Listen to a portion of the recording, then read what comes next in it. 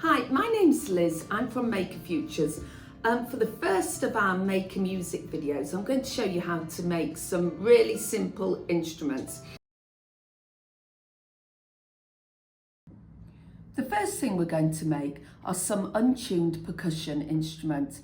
They're untuned because we can't actually change the pitch of these instruments, and they're great for making a little percussion orchestra within your class. This one is a simple maraca. You can put anything in it. I'm using paper clips. You could use bits of pasta, beads, Lego, anything. The larger the object that goes inside, the deeper the sound. That's great. You can add smaller objects to your tube, like these little beads. Now you can see I have made this tube slightly different. I have made a rainmaker. I have made little cuts in it and slid in lolly sticks like that to make a rainmaker. You can hear how the lolly sticks hinder the flow of the beads and make it sound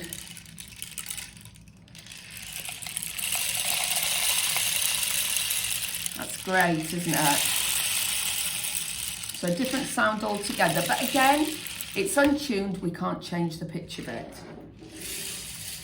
In your school, you may have instruments called guiros. They're things that you scrape and you can make them quite easily. These are great because children can wear them round their wrists or their hands. I've just fastened a piece of cardboard together with 2 split pins, and I put 2 types of lolly sticks on, which make a slightly different sound when scraped.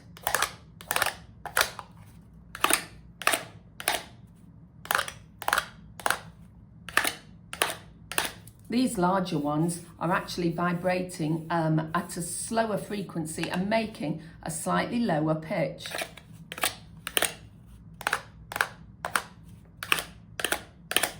Another thing that you can do, which is a bit like a cabasa that you would have at school in your percussion, is by using these small mini bulldog clips. They're great for fine motor for children putting them on.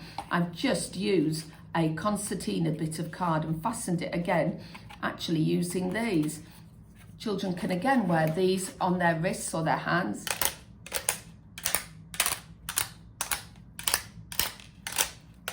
And it's another kind of untuned percussion.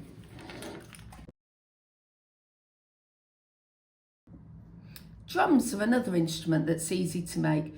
You may think these are untuned, but you can actually change the pitch of the instrument by changing the thickness of the plastic that's going over the top, or the material over the top, or by changing how much you tighten it. In an orchestra, there's big drums called timpani, and they are tightened, the skin of it is tightened by tightening and turning little tuning pegs.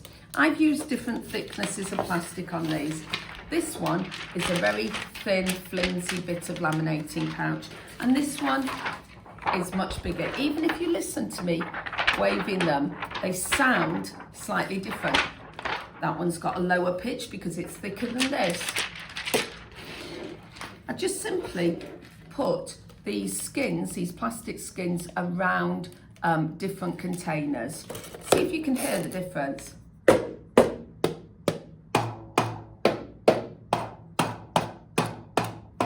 This one has got the thicker laminating pouch and therefore makes a deeper, lower sound.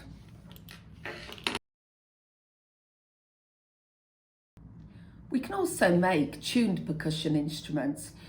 I've made a little guitar here using a plastic box and different thicknesses of elastic band.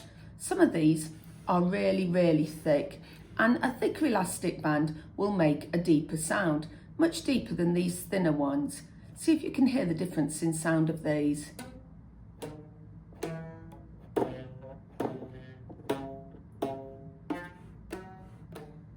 They all make a different sound, so I can actually play this like a guitar. If I were to stretch the elastic bands over the opposite way, going from this side to this side, they'd be stretched even more and would make a higher pitch. The less elastic band vibrating, the higher the pitch. because they're vibrating at a faster speed. With guitars, they're tuned by turning little pegs at the side to tighten the elastic or their strings, so it makes a higher pitch. If I tried to pull these would make a higher pitch.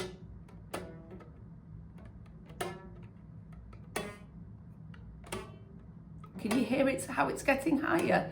And again with this one, I'm pulling it more.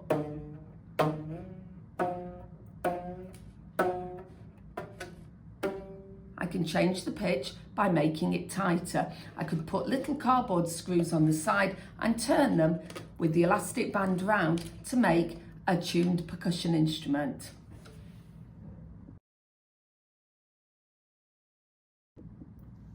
So we do have some instruments at school like chime bars, glockenspiels, xylophones, and each one of those has got a different amount of metal key on the top. You can see these are larger ones in size to these smaller ones. The larger ones have got more metal. More metal will vibrate at a slower frequency and make a lower sound. See if you can hear the difference. This one sounds the highest and this one the lowest.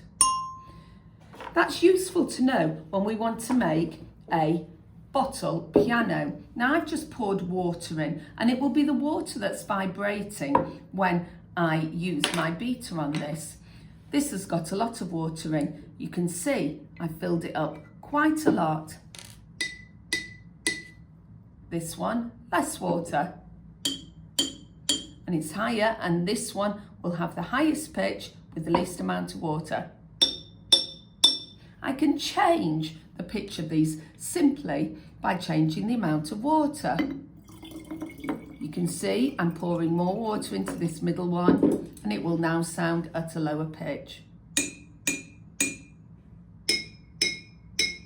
This one is higher than it was before. If I was blowing over the top of these bottles, it would actually not be the water that's vibrating, but the air.